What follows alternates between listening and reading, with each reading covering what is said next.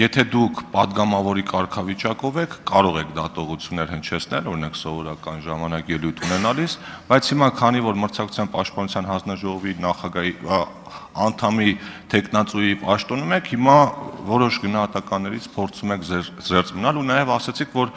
մարմինը ապա քաղաքական պետք է լինի ու քաղաքական գնահատականներ պիտի չհնչեցնեն։ Այս առումով մենք երկրորդ հարցը ծագեց։ Հիմա որ դուք խոսում եք ոչ թե որպես падգամավոր Հայաստան խմբակցության անդամ, այլ հանձնաժողովի անդամի տեխնացու, դուք սառեցրել եք ձեր անդամակցությունը Հայ հեղափոխական դաշնակցություն կուսակցությանը կամ դուրս եք եկել այդ կուսակցությունից։ Մոռացա։ Տեսեք, այո, ես հետևում եմ տառացիորեն օրենքի պահանջներին եւ կարծում եմ, որ դա պետք է նաև լինի ընկալելի բոլորի համար, այն ինչ որ օրենքի պահանջներով նախատեսված է, ես հետևողականորեն արել եմ